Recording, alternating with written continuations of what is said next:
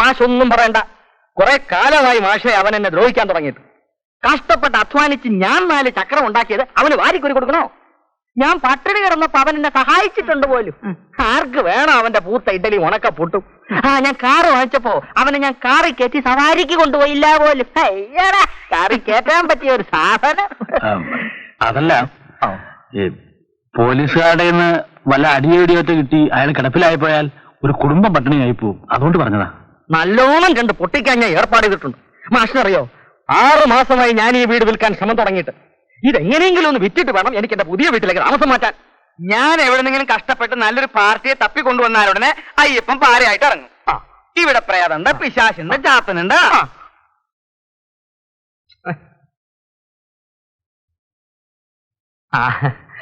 മാഷെ, ഒരു നിമിഷം പാടോ.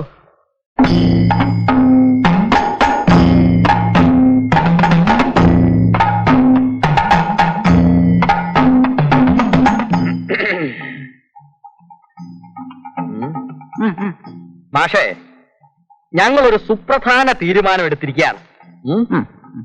അതറിയിക്കാനാണ് മാഷെ ഞങ്ങൾ ഇങ്ങോട്ട് വരുത്തിയത്.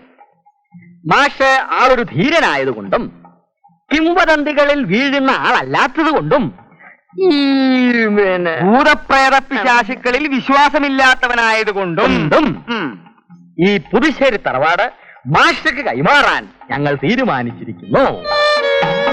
പാലക്കാട്ടുകാരനായ നിങ്ങൾ 7 കൊല്ലമായി ഞങ്ങളുടെ നാട്ടിൽ വന്ന് താമസിക്കുന്നു. മാനേജ്മെന്റ് സ്കൂൾ ആയതുകൊണ്ട് സ്ഥലം മാറ്റത്തിനും സാധ്യതയില്ല. ഇല്ല. സ്വന്തമായിട്ടൊരു വീട് വേണമെന്ന് മാഷക്ക് ആഗ്രഹമില്ലേ? ഇല്ലേ. എനിക്കെന്തിനാ ഇത്രയും വലിയൊരു വീട്? എന്റെ എവിടുന്ന ഇതിനും മാത്രം കാശ്? കാശിന്റെ കാര്യം നമുക്ക് പിന്നെ പറയാം. ഈ വീട് സ്വന്തമാക്കാൻ മാഷക്ക് ഇഷ്ടമാണോ? അത് മാത്രം പറഞ്ഞാൽ മതി. അത് എന്നും നിങ്ങൾക്ക് ആ ചായക്കടയുടെ അടുക്കളയിൽ കഴിഞ്ഞു കൂടിയാ മതിയോ മാഷേ? അതല്ല. ഏതല്ല? നാട്ടിൽ എന്റെ പേര് കുറച്ച് സ്ഥലമുണ്ട്. അത് വിറ്റ് ഇവിടെ ഞാൻ കുറച്ച് സ്ഥലം വാങ്ങിച്ച് ഒരു ചെറിയ വീട് വെച്ച് താമസിക്കണമെന്നാണ് എന്റെ തീരുമാനം. ആണല്ലോ. ആ സ്ഥലം വിറ്റോളൂ. ആ കാശ് എത്രയാന്ന് വെച്ചാ അതെനിക്ക് തന്നോളൂ. ബാക്കി തുക 10 100 വർഷം കൊണ്ട് 5 10 വർഷം കൊണ്ട് കൊടുത്തു തീർത്താ മതി. അങ്ങനെ കടമായിട്ട്? എന്തോന്ന് കടം മാഷേ? അവകാശം പൂർണ്ണമായി മാഷുടെ പേർക്ക് ഞാൻ എഴുതി തരാം. പോരെ? അതിനെ പറ്റിയല്ല. കൂടുതലൊന്നും ഇങ്ങോട്ട് പറയണ്ട. എനിക്ക് മാഷ നല്ല വിശ്വാസമാണ്. ഈ ഇരവി രാമൻപിള്ള ഈ ദാസൻ മാസ്റ്റർക്ക് ഈ പുതുശ്ശേരി തറവാട് തന്നിരിക്കുന്നു. ഈ ഞാൻ സാക്ഷി.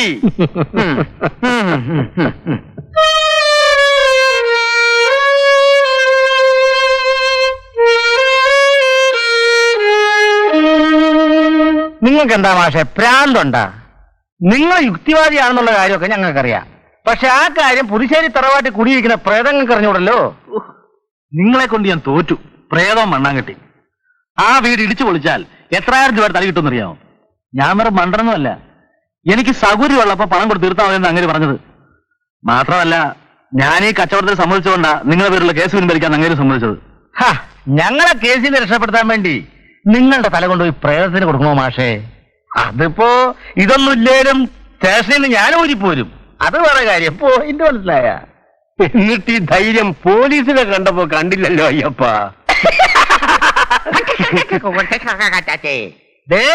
4 പേര് കൂടുമ്പോ ഒരുമാതിരി മറ്റേ വർത്തമാനം പറയുന്നത് ഞാൻ പല പ്രാവശ്യം പറഞ്ഞിട്ടുണ്ട്.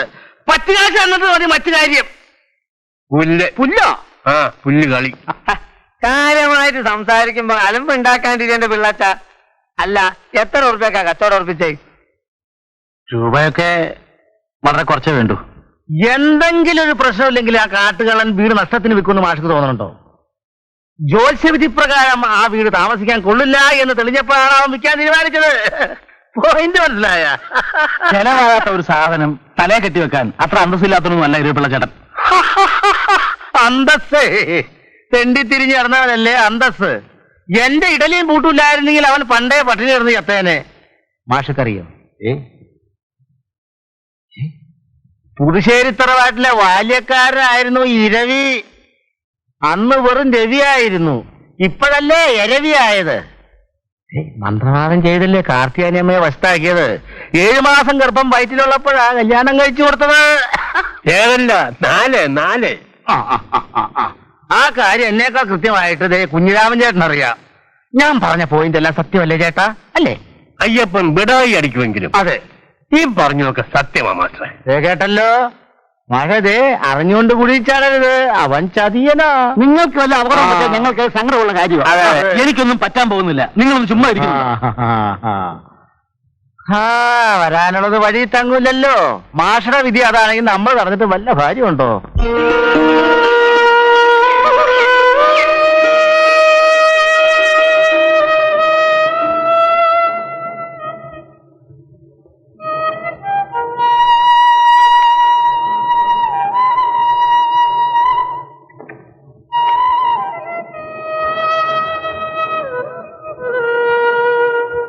തീർന്ന പക്ഷേ ഇയാൾ ചവിട്ടിക്കും. വരട്ടെ. ദൂരെയൊന്നുമില്ലല്ലോ, അടുത്തല്ലേ, ഇടയ്ക്കിടയ്ക്ക് വരാം. വരട്ടെ അവിടെ വരട്ടെ ഏട്ടാ.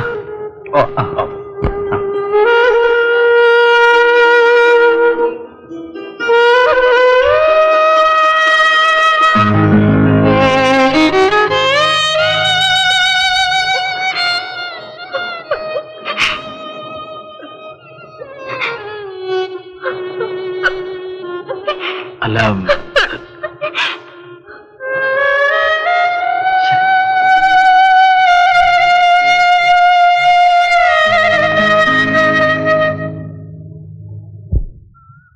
എന്നാ ഞാൻ പോട്ടെ മാഷേ. ഓ, ഇടയ്ക്കിടയ്ക്ക് വരണം. വരാം.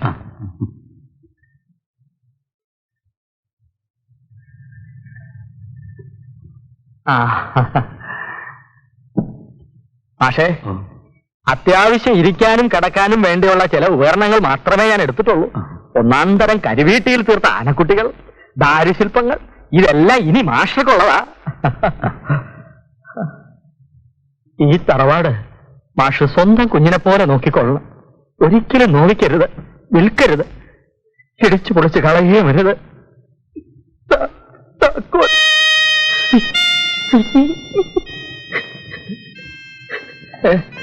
പോട്ടെ.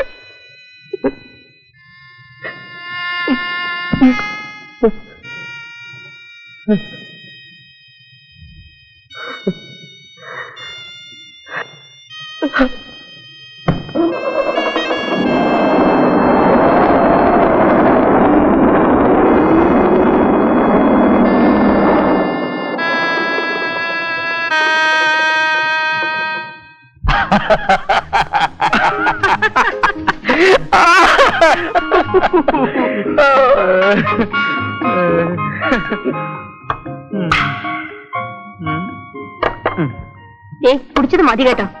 എടേ, ഇന്ന് ആഘോഷിക്കേണ്ട ഒരു ദിവസമാണ്. ഞങ്ങൾ കുടിക്കും. ആ നരകത്തിൽ നിന്ന് രക്ഷപ്പെടാൻ ഞങ്ങൾ പെട്ട പാട് അത് ഞങ്ങൾക്ക് അറിയാവൂ. കൈമാറ്റം ചെയ്യാതെ വീട്ടിൽ നിന്ന് ഇറങ്ങാൻ പാടില്ലെന്നായിരുന്നു കണിയാൻ പറഞ്ഞത്. കേക്കടി, അമ്പമ്പൂ, എന്തൊക്കെ അത്യാഹിതങ്ങൾ നടക്കാനിരുന്നതാ.